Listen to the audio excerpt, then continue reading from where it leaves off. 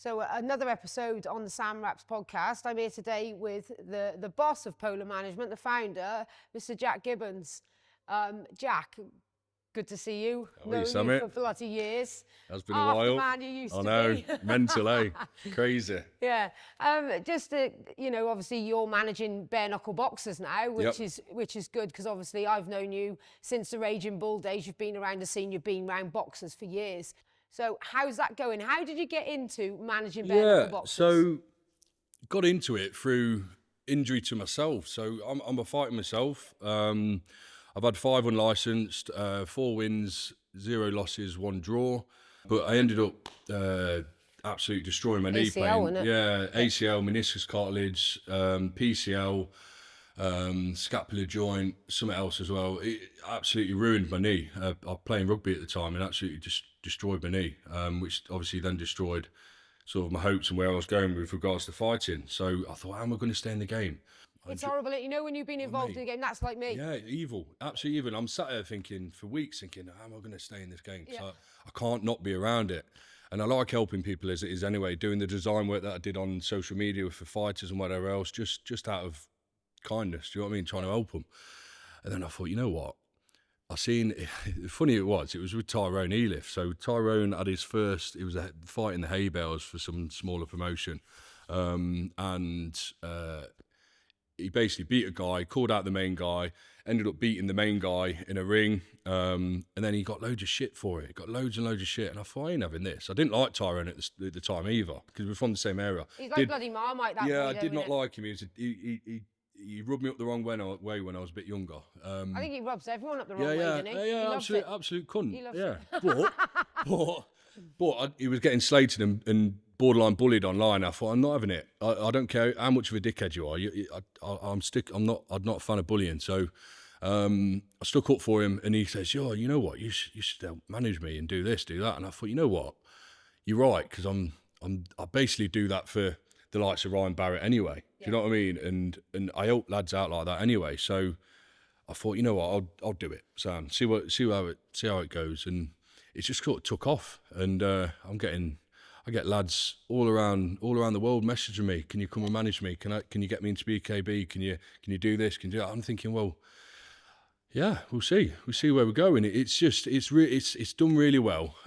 It's going well, and we just keep pushing. We've got to keep getting to the next step. What's it like looking after all these overgrown children? Because I know myself. Oh, mate, nightmare. Yeah. Nightmare. Tyrone, Ryan Barrett. Oh, my God. Fucking hell, James Bryan. James ain't too bad. He looks after himself to a certain extent. But, yeah, Spider as well. I've got Spider. Yeah. Such a nice guy, Spider is. Wow. I love his story. Matty Morton. I can't wait to get him on a podcast. There was, with Matty, there was no sort of like, I want to look at him for his talent or anything like that. We know he's not going to be a world champion. He knows that himself.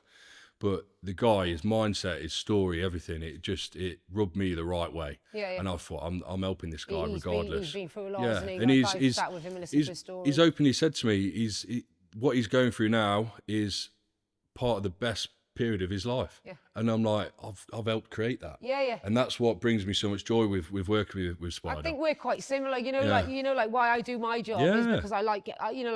I can be a hard-faced bitch at times, but I like caring for people. 100%. I like watching the progress. Hey, look, I'm a nice guy, but rub me wrong way, you get punched in the face, and it's I know you're exactly the same, Sammy. So, but it's like like you say, that role. It's such a rewarding job. Yeah. When I go into the corner and I save somebody's fight, I go, it's so rewarding, it's the same. I've been there in the corners with you when you've done it, and I'm like, Sammy, that is amazing. And you're the best for a reason. Yeah, so but the job, bare knuckle boxers are hard work. They are hard. They're hard people to work with. Yeah. I think every athlete is. They have their own little clauses, and they have their own little, like icks and stuff like that. Yeah. And they can be quite hard work, but like we get what they're going through. 100%. Like through the training. Yeah. Periods and the transitions and stuff like that, and the growth of their career. Yeah. You have to be like very understanding, and that's why management you know, because some of these guys can't manage money, or, you know, or they're a bit reckless, or they don't know how to approach promoters and stuff. You're quite lucky because you've got a really good relationship with Jim. Yeah. You know, like it's good when you do have a good relationship with the promoter. Albeit had to build it. Like, when I first come in, like they just thought I was a nobody who was tagging along with Ryan. Yeah. Do you know what I mean? And it wasn't that at all. Like, I have love for the sport. I generally love bare knuckle. Yeah. And I promote them as such because of what I do as well. And I do it because I absolutely love it. Generally love it. And I can't wait to get into it myself. So, you know what I love about you is that obviously as a manager, I see you work with the boys all the time, and I watch you online telling them, you know, like, don't be drinking or don't be change your lifestyle. Yeah.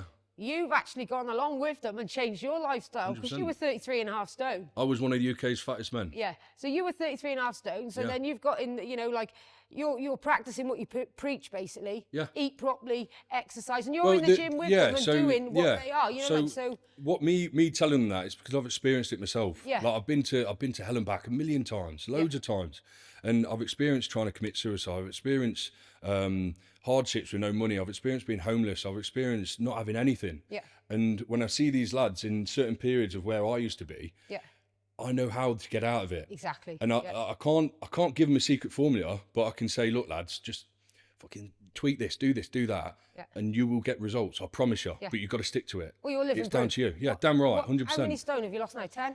No, so I am just under 12 stone down from my biggest. Wow. Yeah, that 12 is stone. some achievement. Yeah, and well, I lost 10 stone on my own. Didn't diet, just through hard work, determination in the gym, in this actual gym. Yeah. Working fucking hard in Premier Gym as well, which is down the road. They've supported me massively as well. Working my bollocks off, and then I got down to around 23 and a half stone, and then I put about 3 to 4 stone on because I went into strongman and I started doing really heavy lifting, shoulder pressing 140 kilograms for repetitions and things like that. Just stupid sort of weight, which it's dangerous, but that was my goal. My goal was to be strongman physique, strongman strength, and that sort of thing. And it was going really well, but I quickly realised it's not healthy. So then, just over 3 months ago, I ended up going for a gastric sleeve where they've taken away 80% of my stomach. So now my stomach's like a long sausage. So it restricts obviously what I can eat and the intake, but so the part of the stomach they're taking out, it's actually taken out 80% of the receptors in your body that craves food and craves hunger and things like that. So like today I've had a protein shake and it's like a beef jerky bar that Jimmy's just gave me, and I'm fine. It's what time are we on? Do you know what I mean? It's 3 o'clock in the afternoon. I'm perfectly fine. I've got energy. I feel okay. So it's about changing lives, isn't it? Like you say, and like you say, you got to trust the process. You put in your boys that you manage through the process. How many fighters have you got on the books at the minute? 6 or 7, I believe. Yeah. But we've got sort of 15 to 20 lads ready to they want to crack on. Yeah. But obviously there's stipulations and certain grades you need to be to get into somewhere like BKB. It's not a Mickey Mouse company, so we need to get these lads to reach these stipulations and sort of like things like ticket sales and whatever else. Yeah, like promoting on social media. Yeah, like social media today plays a big part. They've got to have some sort of following. They can't just be on there and have no posts on social media, because then how are they going to promote themselves? Because the company promote you, but then you've also got to work on promoting yourself as well, and you've got to build. You've got to be a sellable product, haven't you? That's the word, I mean? product. You've got to be a product, and you've got to be able to do that. Disrespect to the boys, but you know you have got to be able to sell tickets. Yeah. You know, it's professional sport. I think every professional sport they're selling tickets and stuff. But like I say, you take away a lot of that stress, don't you? Yeah, 100%. Which helps fighters. We've so seen they're not worrying about the ticket sales. Yeah. You're designing them media stuff, and you put them all over social media. We've seen it in the past where there'll be fighters, they'll have the tiffs with the owners and things like that, and I'm like, how can we cancel this out? And I thought, let's do it. I have a good relationship with the owners of BKB, and now obviously with BYB taking over and rebranding as BKB, I think I have a brilliant relationship with all the owners. So it's nice because they don't look at me like I'm a nobody. They look at me like I'm a somebody, in terms of I'm there to help them as well as helping myself, as well as the fighters as well. And they see that and they trust that with me, and they will say, Jack, can you have a word with so-and-so? Can you do this? I'm like, yeah, Sam, sorted. do it. That's fine, and it's going really well, and I'm really chuffed with it. Really happy. Well done, like, you know. But like I say, everyone needs, you know, like somebody like, you know, like the lads. There's a lot of people that don't like social media. Yeah. And you know, like they always say to me, oh well, the company are telling us we have to post this and we can't do it and we can't. Yeah.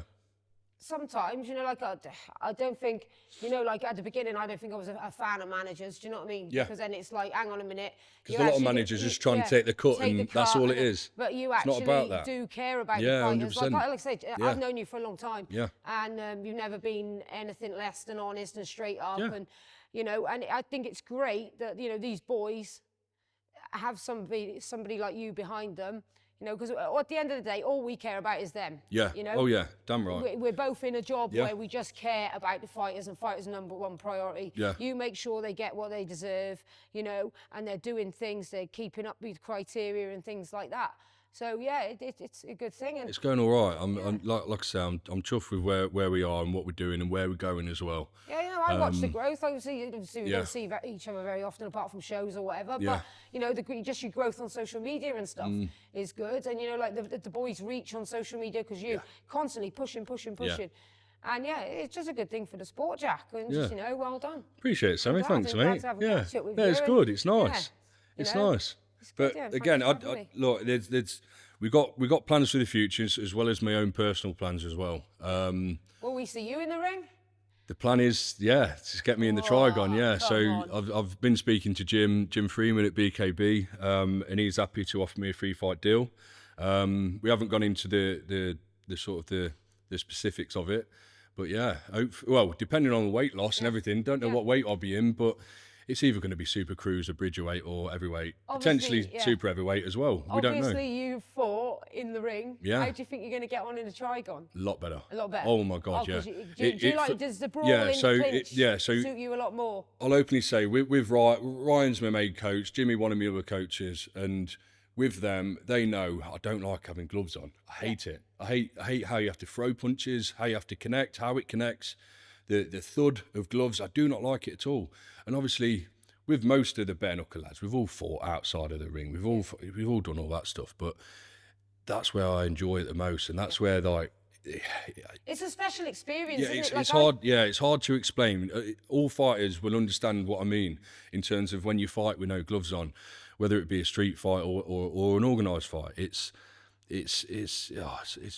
amazing. There's no other feeling like it, and generally, I cannot wait to get in that Trigon and be around that sort of the promotion aspect of it all, having all them eyes on you. Hand wraps, everything, process, the professional aspect of it all. I cannot wait for that and to be there. So for me, being one of Britain's fattest men at 33 and a half stone, to then trying to commit suicide multiple times, trying to being homeless, loads of things like that, and the things I've had to deal with and go through, to then becoming a professional athlete. Yeah, that'd be class.